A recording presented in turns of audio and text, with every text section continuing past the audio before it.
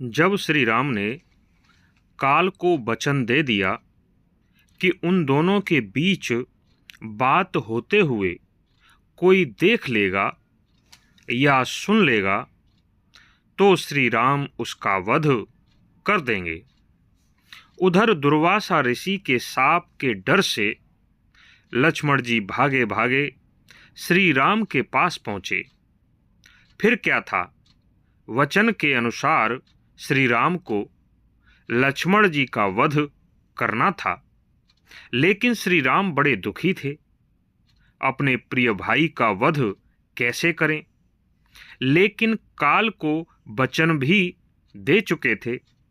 इसी उधेड़-बुन में दुखी श्री राम बैठे हुए थे कि क्या किया जाए, अपने वचन का पालन किया जाए या अपने सबसे प्रिय भ्राता लक्ष्मण का वध किया जाए। तभी लक्ष्मण जी ने श्री राम से कहा कि हे भैया, तुम्हें अधिक सोचने की आवश्यकता नहीं है। तुम्हें धर्म का पालन करना चाहिए। धर्म यही कहता है कि तुमने जो काल को वचन दिया है उसे पूरा करें। रही बात मेरे वध की, तो यह पूर्व जन्मों के कर्मों से बंधी हुई काल की ऐसी ही लीला है। शायद इस संसार में मेरा अंतिम समय आ गया है। इसलिए हे अयोध्या नरेश, आप निश्चिंत होकर अपने वचन का पालन करते हुए मेरा वध कर डालें। ऐसा करके आपकी प्रतिज्ञा का पालन हो जाएगा, क्योंकि यदि आपने ऐसा नहीं किया तो प्रतिज्ञा भंग हो जाएगी। प्रतिज्ञा भंग होने के कारण मनुष्य नरक में ही पड़ता है। इसलिए आप अपनी प्रतिज्ञा का पालन अवश्य करें। हे भैया, यदि आप मुझे वास्तव में प्रेम करते हैं तो निसंकोच होकर मुझे प्राण दंड दे दें। लक्ष्मण जी की ऐसी बातें सुनकर श्री राम बहुत बेचैन हो गए कि लक्ष्मण को अपने हाथों से कैसे मारें। तभी श्री राम ने अपने मंत्रियों और पुरोहित वशिष्ठ जी को शीघ्र ही बुलाया और उनके सामने सारा वृतांत सुना दिया। श्री रामचंद्र जी की बातें सुनकर सभी मंत्री चुपचाप बैठे रह गए। कोई कुछ नहीं बोला। तब कुल पुरोहित वशिष्ठ जी ने श्री राम से कहा कि हे रघुकुल नंदन, अब मैं जो देख रहा हूँ उसे सुनो। शीघ्र ही इस अयोध्या में रोंगटे खड़े कर देने वाला विनाश आने वाला है। तुम्हारे भाई लक्ष्मण के साथ जो वियोग हो रहा है वह मैंने अपने तपोबल से पहले ही देख लिया है। काल बड़ा प्रबल है, इसलिए भलाई इसी में है कि तुम लक्ष्मण का त्याग कर दो।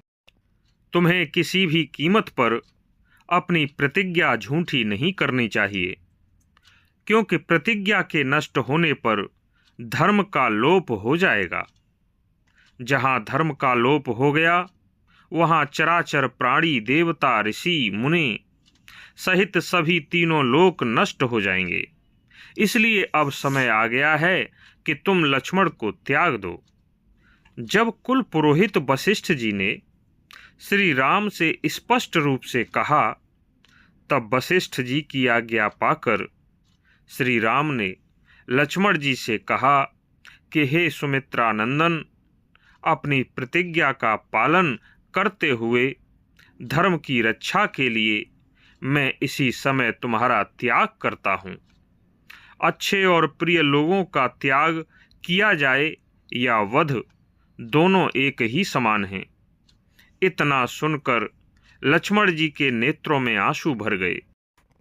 श्री राम के द्वारा अपने आप को त्याग दिए जाने की बात सुनकर वे तुरंत वहाँ से चल दिए। फिर वे अपने घर तक भी नहीं गए और सीधे सरयू के किनारे जाकर लक्ष्मण जी ने आचमन किया। उसके बाद योग के बल पर अपनी प्राणवायु को रोक लिया। लक्ष्मण जी ने योग के माध्यम से अपनी सांस को लेना बंद कर दिया था। यह देखकर इंद्र आदि सभी देवता, ऋषि मुनि, स्वर्ग की अप्सराएं उन पर फूलों की वर्षा करने लगीं। लक्ष्मण जी को इस अवस्था में अयोध्यावासी टकटकी बांध कर देख रहे थे, लेकिन फिर भी पलक झपकते ही लक्ष्मण जी उनकी दृष्टि से ओझल हो गए। देवराज इंद्र लक्ष्मण जी को शरीर सहित स्वर्ग ले गए। भगवान विष्णु के चतुर्थ अंश लक्ष्मण जी को आया देख सभी देवता हर्ष से भर गए और उन सब ने प्रसन्नता पूर्वक लक्ष्मण जी की पूजा अर्चना भी की। इसके आगे फिर क्या हुआ यह हम अगले वीडियो में बताएंगे। तब तक के लिए धन्यवाद।